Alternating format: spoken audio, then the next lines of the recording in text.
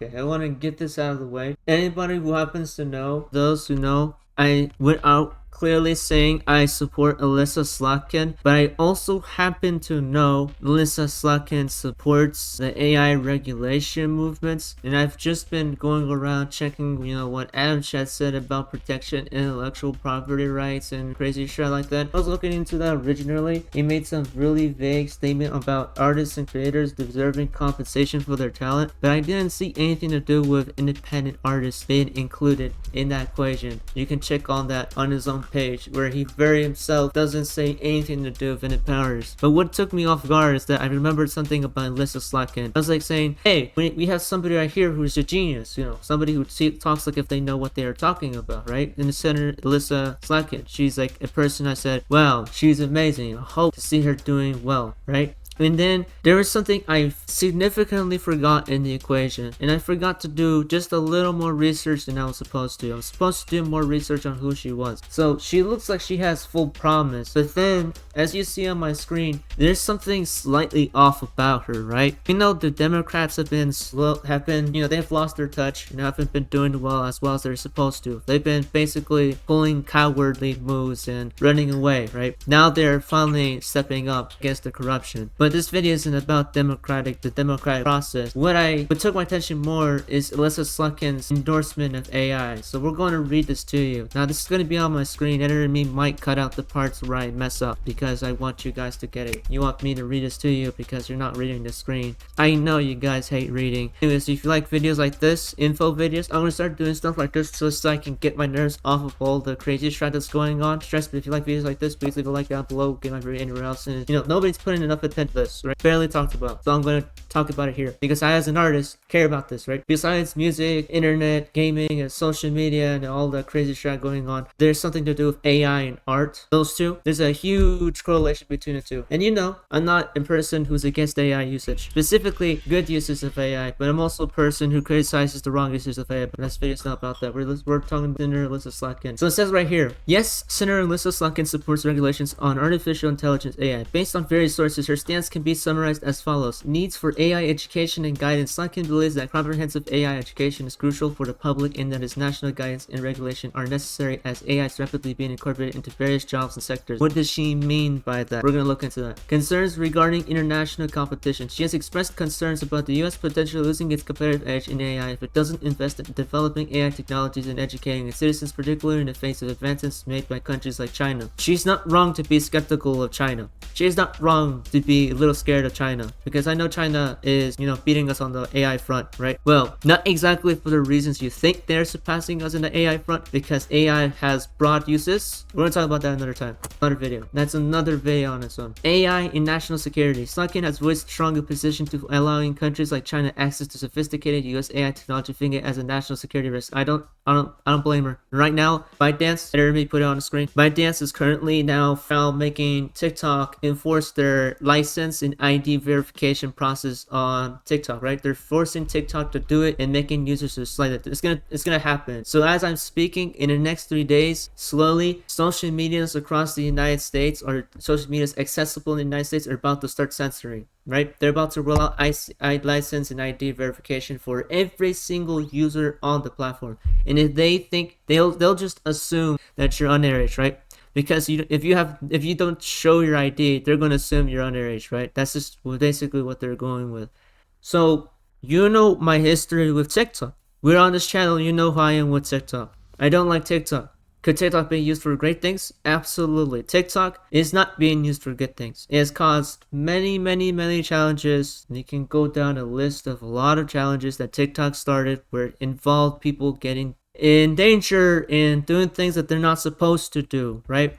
Now, if I said exactly what those were, I would probably get this video demonetized if I said exactly what they did. All I can tell you is that lots of these challenges ended up leading with people passing away, right? Like publicly reported TikTok deaths. We're gonna say that. Legally, I can say that. ByteDance, if anybody doesn't know, editor is gonna show this on screen. The video sharing app TikTok.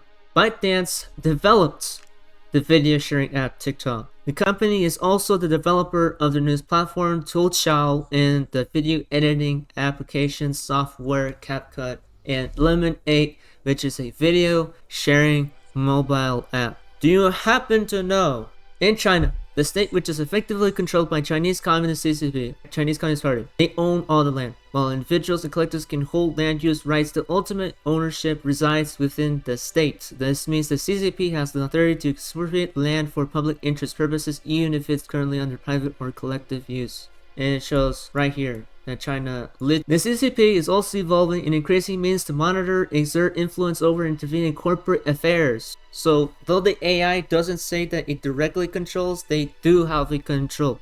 They have a control over ByteDance, which owns TikTok, which TikTok, by the way, is associated with CapCut and Lemon8, which are Chinese communist related companies, literally attaching back to the Chinese Communist Party. And if you want to talk about all about that, TikTok and all that shit, I don't like TikTok. I don't like it. It's already had multiple data leaks where millions of people had their information revealed, right? Just because it didn't happen to you doesn't mean that later leaks won't happen again. And data leaks have happened across different sorts of technology and social media apps in history, not the first.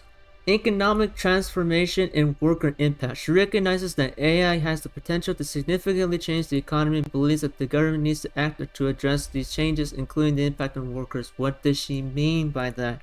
Balancing innovation and risk mitigation. She is part of the bipartisan group drafting legislation, right, to provide a framework for the safe development of AI in the United States, suggesting a desire to find a balance between fostering innovation and addressing potential risks.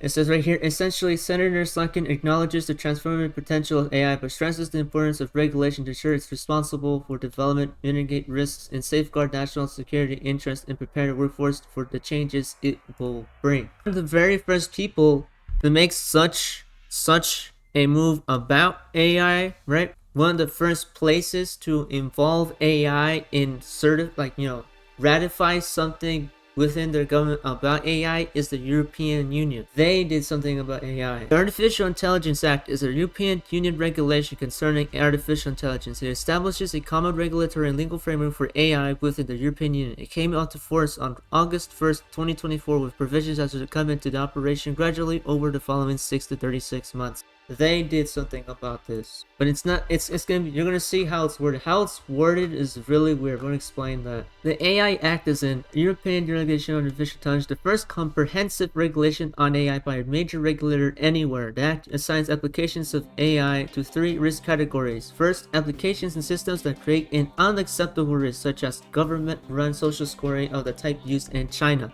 High-risk applications such as CV scanning tool that ranks job applicants are subject to specific legal requirements. Lastly, applications not explicitly banned or listed as high risk are largely left unregulated. They said something like, why should you care?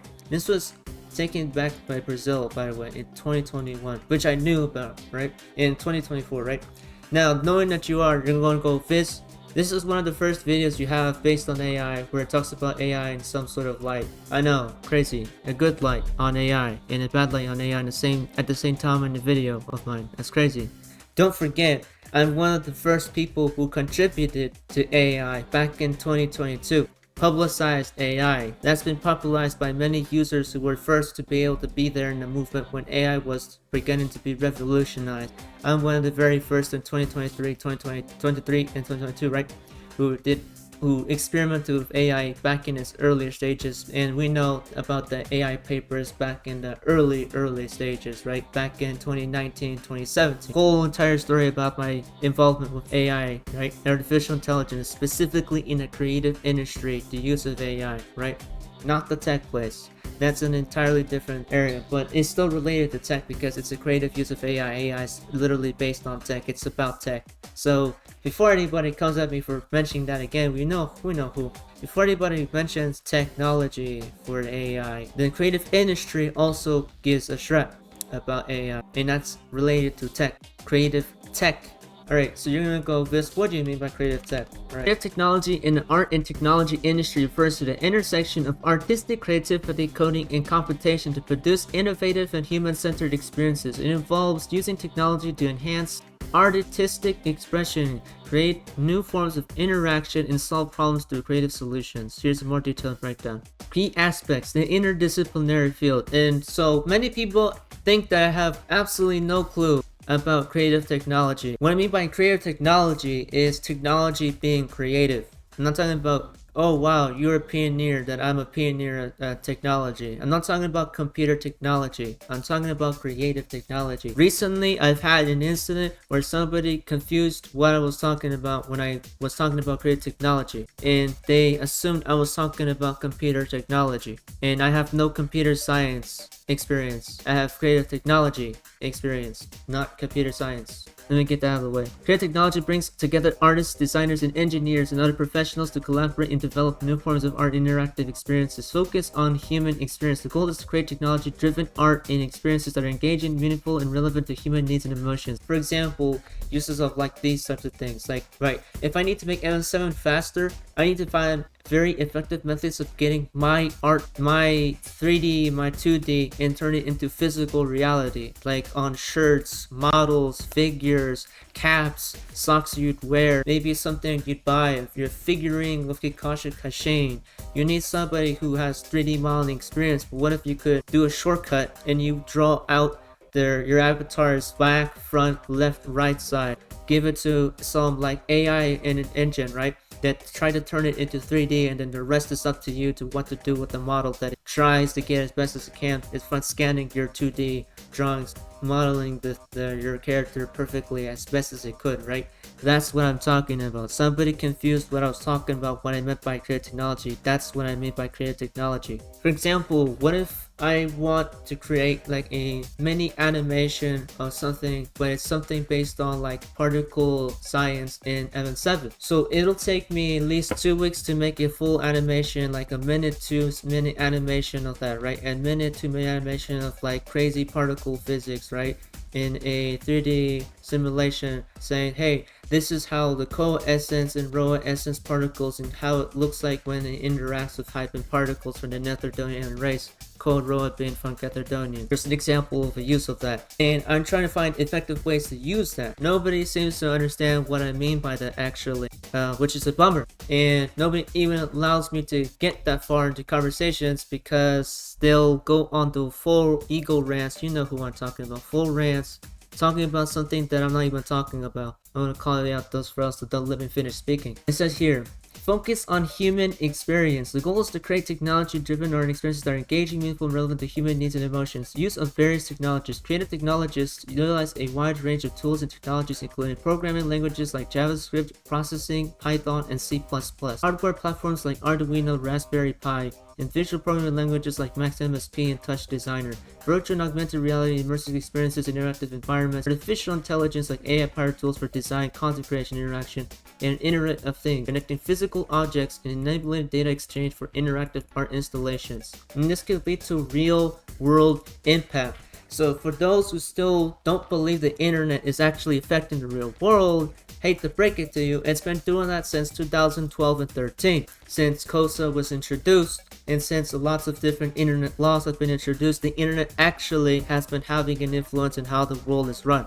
If you don't believe me, we can go all day about philosophy on the internet and what it's actually doing to the real world. And lots of the real world, funny enough, the very things you digest today have been influenced by the internet. You're gonna go, what do you mean? There is a creators caucus and there is a YTP, the YouTube, there's a YouTube partner program, the YPP, Shrek like that, all these crazy edits and memes and all these music movements, the bands that you like, your Instagram guitarists going like stuff like that, right? Crazy Shrek. Your socks you're wearing, the underwear you wear, the hairstyle, the way you dress, the way you discuss things with your friends, the bands that you like and the bands that you hate. That's because the internet did that to you. You grew up with the internet. You've had a screen, you had a phone, a telephone, maybe a home phone. You had wiring, you had analog, then it went to digital. That's right, that's the internet. That's early forms of radio broadcast, later transitioning into periods of a more streamlined, more live Wi-Fi, wireless connection, internet-led world. where protocols exist and we have Tors and browsers and cookies and all that crazy shit. We can go all day about Macintosh, but this channel is, people think I have absolutely no clue about what is all about technology. So this video is out here for my technology experts who want to talk about technology. I didn't say I know stuff about computer science. I said I was talking about this use of technology. Technology, if you're a smartass, you'd at least know technology is not about one thing. There's many studies in the study of technology. Different uses of technology. There's this huge list right here for you, and this is just the start. There's like a large amount of like ways that you can talk about technology, and it doesn't have to be about talking about biochem. Sorry, I hate to break it to you, just want to get that out of the way. Examples of the stuff that includes the broad range of using applications and softwares and stuff like that for your tech involved with art and technology also can be combined. For example, we can go about VTuber tech. VTuber technology encompasses the software and hardware used to create and control digital avatars called VTubers for online content creation. This technology typically involves motion capture and facial tracking to translate a user's real-world movements and expressions onto a virtual character. This video explains the basic concepts and all that, blah blah blah, and it goes into key technologies. We're gonna go on to a sidetrack here about VTuber technology. Guess what? I happen to be a pioneer around the discussions around VTuberism.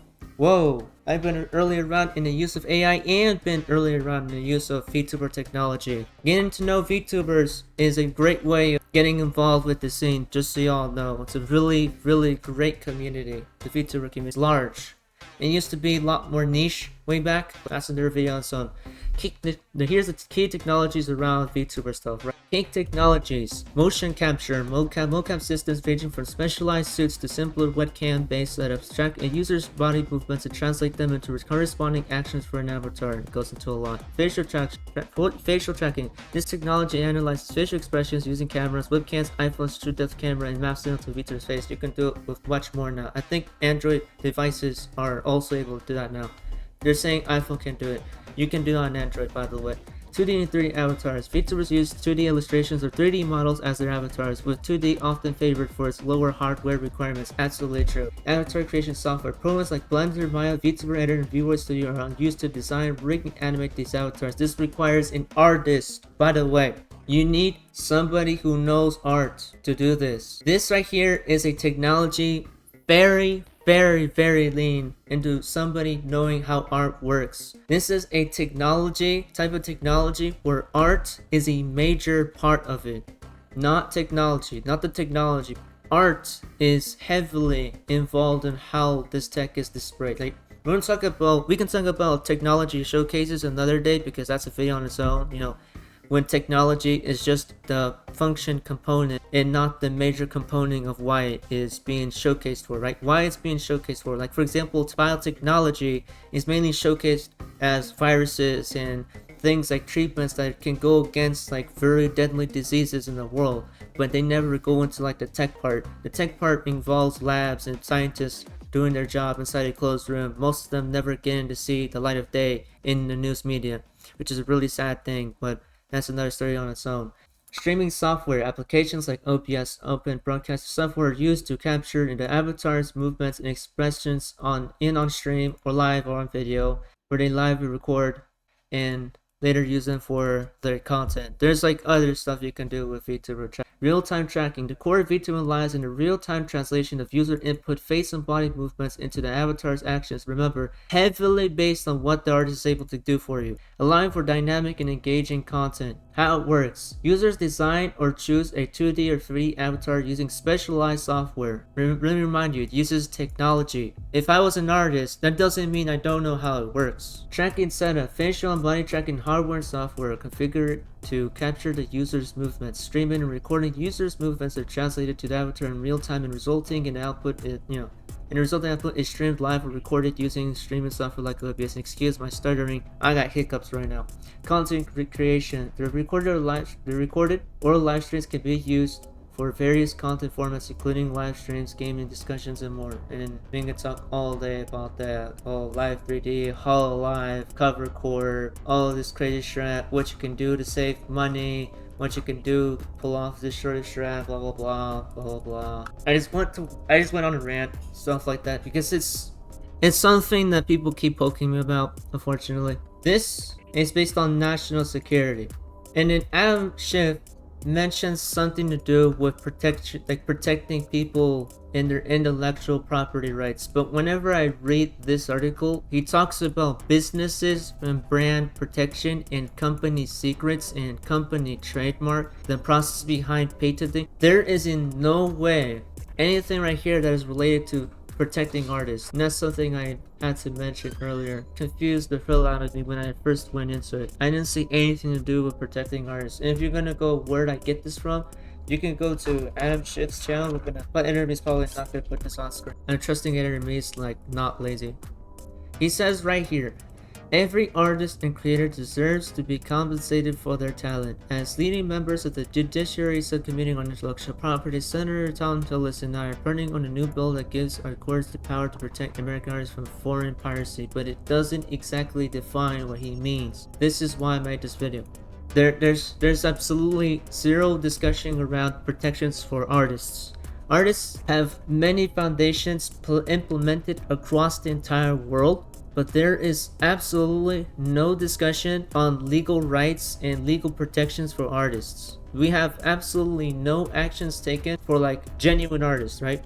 When he says artist and creator, there's nothing actually related to that in the statements he's been making to his representatives or people he's talking to. He's talking about something else. So why this led to this video as well is that when I saw the comments talk about AI art and the use of AI and AI piracy and AI scanning in tech companies, but what he's talking about isn't even related to AI piracy and AI art. He's talking about trade secrets and use of AI stealing ideas from like companies and brands, which is why I ended up on this video. This is like a great example of like somebody saying something that's like in a very important position and the people entirely misinterpreting what they're talking about. That's crazy. Anyways, that's what I wanted to say on this video. Had to get that out of the way. So if you're like a teenager, you are a teenager. Let me phrase that better. If you are a teenager and you don't have an ID, you're screwed. If you're a teenager and you have an ID but you're not 18, you're screwed. If you're an 18-year-old adult and don't want to give their ID, you have completely the right to feel insecure, but you're able to give your ID. But you're going, Viz, I'm an 18-year-old or 19 or 23 years old. I'm legally able to, right? I'm an adult, so it won't affect me because I'm not a minor. Well, the thing is that what they're censoring based on the ID license verification is they're also trying to censor your media, right? Meaning content creators you watch from the receiving end, the content creators themselves, they might be targeted by AI and they might be targeted by the ID licensing verification process. So you all know that ID in licensing verification process also has AI verification do that job. And AI will go around trying to guess what your age is based on what stuff you watch, what stuff you like, what stuff you dislike, what stuff you share and post, what stuff you literally watch, like videos, shorts, posts, forums, everything you do, tracked. And when you give your ID, that's all tracked. And what they could do is that payment processors and license and ID verification people that provide this track to you, they'll be able to control what you watch on the internet. They'll be able to control what you do on the internet. And you'll no longer have any more privacy, because if a data leak goes out, guess what? Your birth certificate is leaked, your age, your birthday, your license, your social security, your number, your verification code for your credit card and debit card, and your name, your friend's name, your cousin's name, your contacts and your contacts numbers, and your phone number and your previous phone numbers. That's what they're going to do. Is once they collect all information, the data leak happens, you're screwed. No, literally, if it happens, if you want to know where these data leaks happen, it's on websites where they host this information. You'll have to fend for yourself. Just saying. He did currently destroy them. If you're going, this, has it happened before in history? No. It has never happened before in history. Nobody has ever destroyed the foundations meant to defend people's internet privacy. Currently wants to see everybody's information along with the dictator and fascist Elon Musk, who also, by the way, who ran the Department of Government Efficiency. Already underneath Elon, he's already made many mistakes, and they've currently just changed the head, or the people who lead those, they've currently forced them to change, right? So once that happens, you're screwed. If you're going, but this, that's just on YouTube. Wrong. Meta, Snapchat, Instagram, Spotify, YouTube, TikTok, CapCut, Discord, Reddit, Twitter, or /X. Those are the people bending the knee right now. If you're going, well, that's just them. Absolutely right. That's only them. Next will be applications that you go to. Any social media. If all the social media is bent down, you're screwed. AI will literally determine if you did a bad thing on the internet. AI will determine if you did something great. AI will determine if your video is ever going to be successful. AI will determine your age. Literally, an AI would literally predict what your age is from your behavior, which they're able to afford to. You're going, this, that only happened to only a few people. Unfortunately, it's going to happen to all the hundreds of millions of users on the internet all at once by the time it hits August 13. So on August 13, to remind you, is doomsday for the internet. It's doomsday. And if you're going this, they're just talking about it. Alright, that is not being talked about anymore. That was talked about in 2024. That is now passing, enacting on August 13. So it's not being talked about on August 13 or being planned in August 13. It's being enacted, enforced on August 13. If you want an example of what that looks like, go search up what's going on in UK. Now you understand what I'm talking about. Anyways, that's my call out. That's all I have to say. I'm done. This video is an info video, so it'll be easier to edit.